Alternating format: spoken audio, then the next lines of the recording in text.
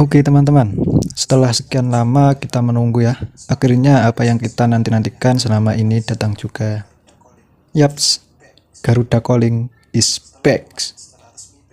Setelah kemarin secara resmi PSSI telah mengumumkan para pemain yang telah dipanggil oleh Patrick Kluivert untuk memperkuat timnas Indonesia di lanjutan round 3 kualifikasi Piala Dunia 2026 zona Asia.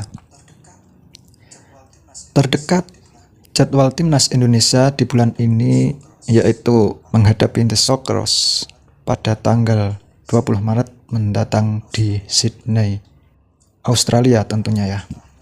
Dan 5 hari setelahnya pada tanggal 25 Maret timnas Indonesia akan menghadapi timnas Bahrain di Gelora Bung Karno, Senayan, Jakarta.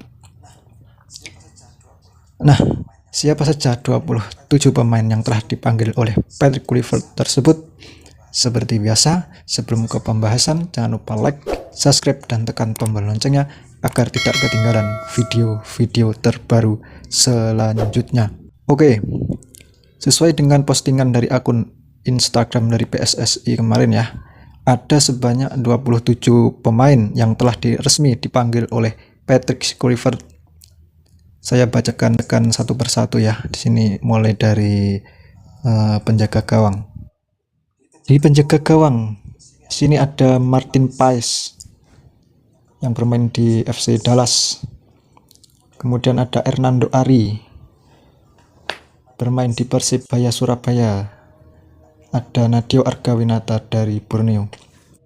Nah, untuk ketiga penjaga gawang yang dipanggil ini ada nama Hernando Ari yang kembali lagi dipanggil karena di 2 pertandingan kemarin kualifikasi Piala Dunia kemarin tidak dipanggil ya, sekarang kembali lagi dipanggil.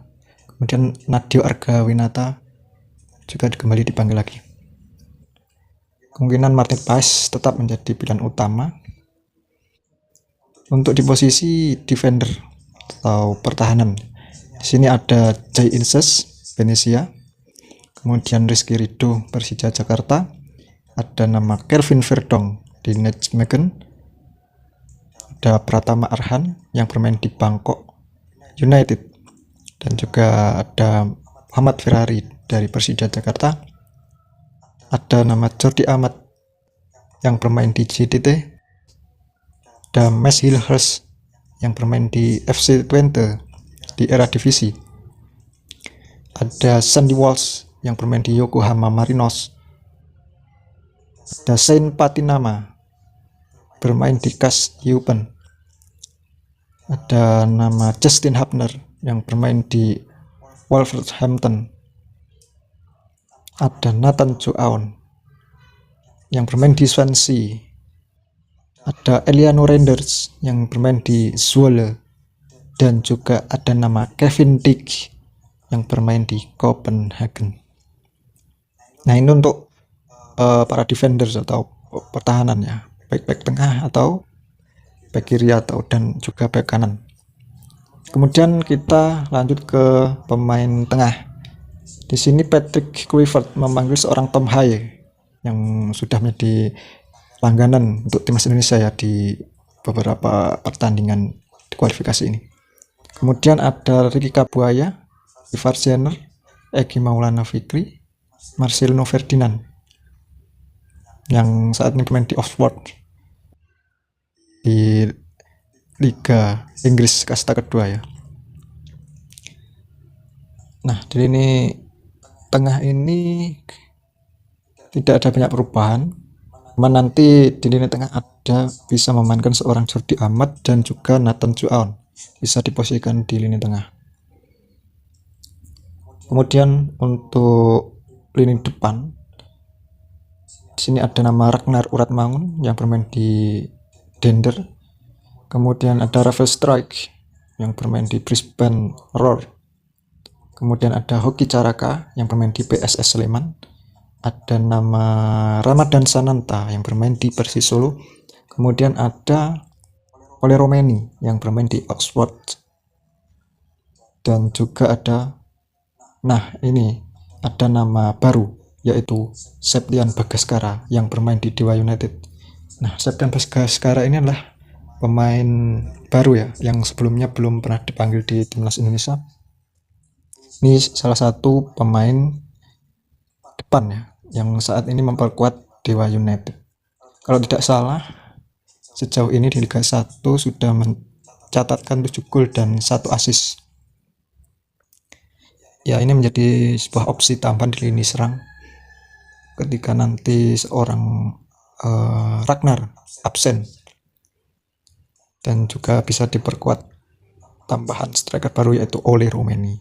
Nah, inilah yang menjadi skuad yang nantinya bisa dimaksimalkan oleh seorang Patrick Kluivert untuk daya gedor timnas Indonesia. Oke, dari total 27 pemain ini nampaknya tidak terlalu banyak perubahan ya. Sebagian besar tetap seperti skuad yang sebelumnya dilatih oleh Sintayong.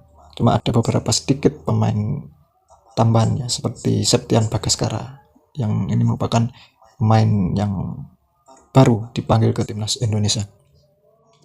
Dan beberapa pemain yang sebelumnya dipanggil dan sekarang tidak dipanggil seperti ada nama Witan Sulaiman, Asnawi Mangku Alam, dan juga Yakob dan Yandes Sayuri, dan penjaga gawang Emriandi ya, yang sebelumnya dipanggil sekarang tidak dipanggil. Itulah beberapa pemain yang tidak dipanggil di era Patrick Kluivert.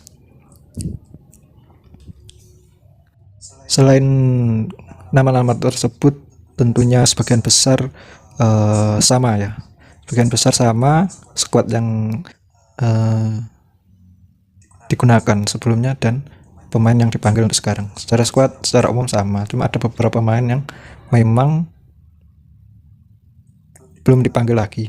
Nah, dari 27 pemain tersebut ya, masih ada 3 nama pemain lagi yang sekiranya akan disertakan di daftar skuad, di mana saat ini masih berupaya untuk menyelesaikan proses naturalisasi, yaitu ada nama Emil Audiro Mulyadi, Joy Palupesi, dan juga Dean Jim.